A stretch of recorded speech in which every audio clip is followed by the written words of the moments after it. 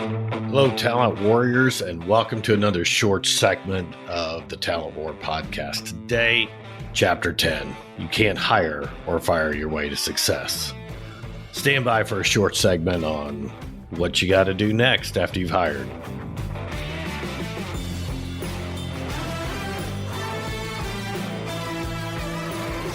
Folks, when Mike and I sat down and wrote our book, The Talent War, How Special Operations and Great Organizations Win on Talent, one of our challenges was you could really boil the ocean on the topic of talent.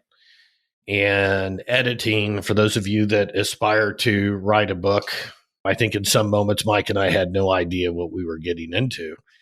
And we had to narrow down and make the book as functional and practical and something filled with actionable information for our readers. And one of our biggest desires, really the aspiration, was we hope to change the conversation when it comes to talent. And as we edited the book, we got through it. And then you get to the end and you wonder, how are we going to wrap up everything that we've just spoken about? And so today, in the next few minutes, and every once in a while, as we said, we like to do some of these short, hopefully impactful moments for the podcast and for our listeners. And we've crossed major milestones on downloads. So thank you all to those of you that have downloaded and shared the Talent War podcast very, very much. But I want to start with Chapter 10, and that's what this short segment's going to be about. And I give Mike due credit, really came up with, he just nailed it down. I mean, as I said, we would go back and forth with different chapter names and things like that. And Kelsey Adams, who helped us write words or wordsmith our book, gets due credit. But it really boiled down, and I think it was Mike that said, you just can't hire or fire your way to success, which is what became Chapter 10. And so after you've done all of the things, have grown your company, you're building your company, and you've gone through the book, and we've talked about culture, we've talked about leadership, we've talked about attributes, how you select, how you interview. We've talked about diversity. We've talked about a number of topics. But today, it gets down to this, which is talent plus leadership equals victory. You can go through all of the great best practices. You can implement all of the best practices in talent acquisition.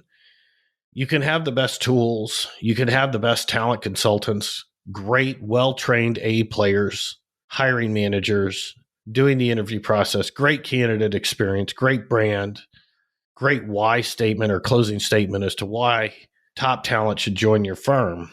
And you put all of that effort into it, you have to understand that that doesn't get you to success. It's a large part of the battle and one that all of us are fighting right now in some form or fashion. But if you don't develop your talent, if you don't drive home leadership development, your company still stands a very high chance of failure, of not achieving your goals, of missing your KPIs. And so in the book, well, I won't read it to you, there was Task Unit Bruiser and Task Unit Charlie. And Mike went to great pains to articulate having been in one and the leadership. Well, first of all, the platoons, the units were equipped the same. The people had been through the same assessments, the same training, the same certifications. And in the work up to training failed miserably. And fortunately for Mike, he was able to join what became Task Unit Bruiser and deploy. And the difference was simply the leadership. It was the leadership of the group. Everything else being equal, it was the leadership and the investment and the actions and the combined behaviors of those leaders that drove Task Unit Bruiser to success in Ramadi. They had leaders that took time to develop their talent, to listen to their talent, to operate under the concept of the best idea wins. And I think their goal, even though it was unstated, and we talk about it in the book, is while we start by leading ourselves, if you want to create a great organization, you have part of the talent mindset, what we talk about throughout the book, that your human capital is the most important and the only competitive advantage that you can hope to achieve and maintain. The maintaining part is the investment. And part of that talent mindset and that investment is leaving a legacy of leadership. I think everyone knows that people don't leave great companies, they leave bad bosses, they leave bad environments. And those bad environments come from all kinds of bad behaviors. I don't even know that you would call them leaders. I think you would call them managers. But if you're going to have a true talent mindset and you're going to carry yourself from chapter 1 to chapter 9, implementing the best practices in our book, you have to understand the importance of investing and developing your talent through coaching, mentoring, and training of your talent. And when you recruit and acquire and train, the only way that you're going to retain them is having a talent mindset.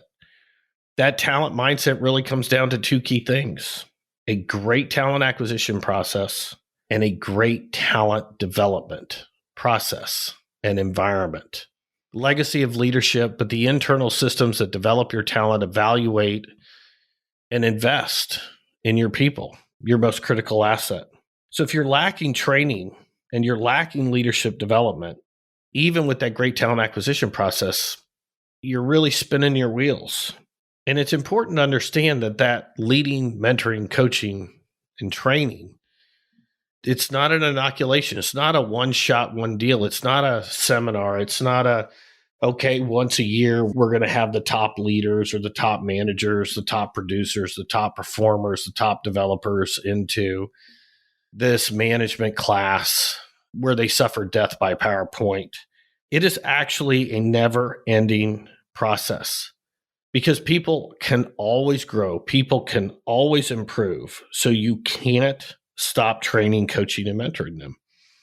And for those of you who hadn't heard this difference, and it was articulated very well by a dear friend, Bill Gardner, who we've had on the podcast.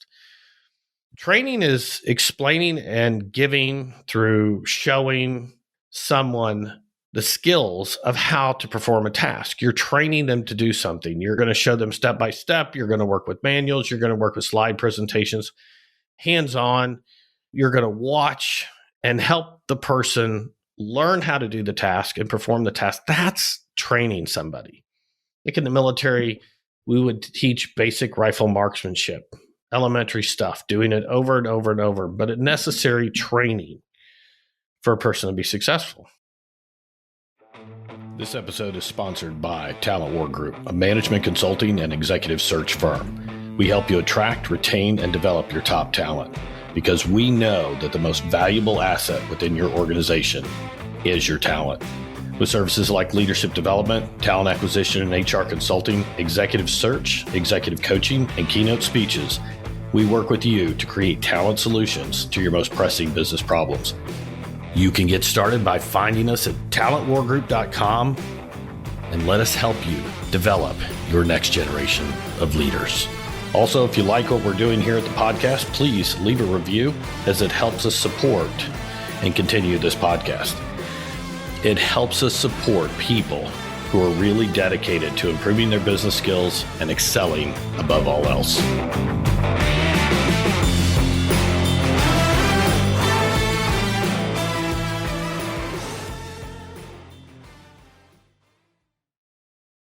Coaching and mentoring are a lot different, and a lot of people get them confused. And the mentoring process, the best way to think about the mentoring process is if somebody comes to me and has a challenge, has a problem, has a situation where they need help, I, as a mentor, would say, well, when I was in that position, when I faced a very similar circumstance, here's how I thought about that. Here's how I worked through that. Here's what I tried. Here's what worked. Here's what didn't work. Here's how I collaborated. Here's how I communicated. Here's how I made my business case. This is what I did that had a successful outcome. That way, the mentee can take those bits and pieces and apply them to the situation that they're facing and use those. So when you're a mentor, you're really sharing the benefits of your experiences, both your successes and your failures. And sometimes they're split. Sometimes you've done something that you had some great success, but you had some great struggles along the way. But that's mentorship. That's taking the time to invest in people. And it's what we should all be doing. It's what the military does just by pure muscle memory. Coaching, on the other hand, a great way to think about it is if somebody comes to me and presents me the same circumstances, the same problem, the same challenge, I actually can say to them, okay, so walk me through what you're thinking. How would you approach this? What do you think is the first step? What data do you think you have? What does it look like? What's it telling you? And I'm getting into their mindset. I'm getting into how they're about to approach this problem or solve for this problem or deal with this circumstance. It could be a poor performer. It could be a large presentation. It could be product design. It could be facing a customer, dealing with a customer issue. But you're asking them how they're thinking about it, how they're approaching it, and start asking them questions. Well, have you thought about asking for this information? Have you thought about looking at this data? Have you thought about trying this? What you're trying to do as a coach is to get them to think and get a mindset of problem solving and thinking in ways that they're not familiar with. So mentorship is sharing my experiences of what worked, what didn't work, what worked, how I could have made it better. The benefit of all my years of experience, passing that on is a legacy of leadership, but coaching is also a part of that legacy. And it's making sure that the best way to say this is of all the teams that I've led, it's almost a mistake. And it's a mistake a lot of us leaders make. And I know I've made it time and time again where I get so busy and somebody comes up and says, hey, boss, I got this problem. I got that problem. And I'm like, do A, B, C, D, E, F, G. Do it in that order. Come back to me and tell me if you got any problems. And I've given that person the answer to solve their problems. I haven't shared my mindset. I haven't shared how my mind turns around or looks at a problem and starts breaking it down into its most critical elements, its complicated elements. I didn't share with them how I collaborated. And then I didn't coach them. I didn't ask them how they were thinking about it or what preconceived ideas did they have for solutioning. I gave them the answer. And I have to admit, sometimes you're going to have to do that. I get that. But too many leaders think that suffices for mentoring and coaching. And it's not. The most valuable thing that you can give when it comes to establishing a legacy of leadership are really two things. But the most important thing is to give of your time. And within that time, to share your experiences and to ask questions. And really, really importantly, to make sure you're listening. You're actively listening. You're valuing those opinions. You're valuing that authenticity, the sharing of those problems, because there's nothing better than a manager, boss, leader, whatever you're going to call them, to give of their time and, oh, by the way, always be approachable. And even better, to know that the boss isn't always going to give you the answer, that you're challenging that top talent to think through the problem or to ask for your opinions and then share those. So as we wrote this, the voluminous book, 10 chapters, we covered so much on that you can't see talent. What does talent consist of? How do you assess for it? How do you attract it? How do you create an employee value proposition? How do you establish a feedback loop? How do you do all of those things that really make the talent acquisition process continuous? So you're always assessing, selecting, and even attracting some of the best talent and seeing if they're going to be added to your organization and then bringing them into your organization.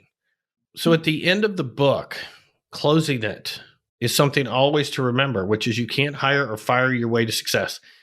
Can't get rid of all your poor performers and then bring in A players and think that, it's done. I can wash my hands of everything. No, you have to lead. You have to coach. You have to mentor. You have to train. And if you're not doing those things, you're not going to win. If you demonstrate exemplary leadership, others are going to follow. When you're practicing a talent mindset, mentoring and coaching your key leaders, putting in the time and the effort to develop your people into something great, your organization will change.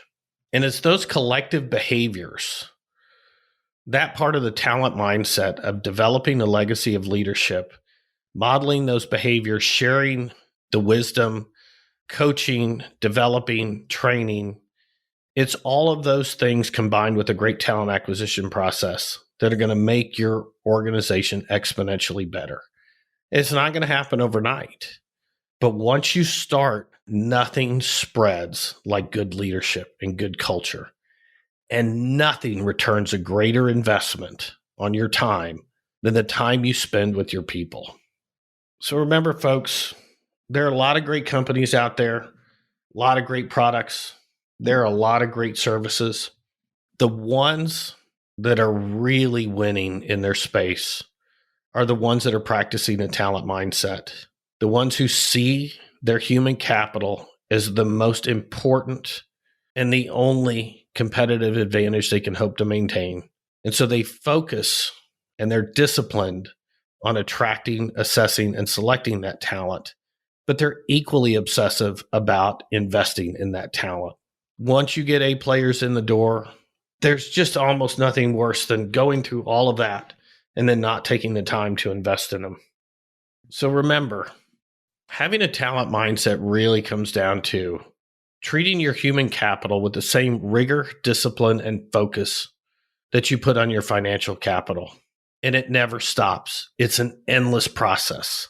Assessing, selecting, developing your talent, it just never stops. And if you want to win in this space, you've got to be passionate about it. We have some experts here at the Talent War Group that can help you do all phases of that. And we're happy to help you out. But as we close this short segment, there's such a war for talent. And once you get it in the door, you've got to retain it. And the way you retain it is you invest in it with your time, your efforts, and your resources. Can't hire or fire your way to success, but you can lead your way to success. And thank you for listening to the Talent War podcast, where we discuss all things talent, focusing on a talent mindset, the core belief that the only true competitive advantage you can hope to achieve and maintain is your talent.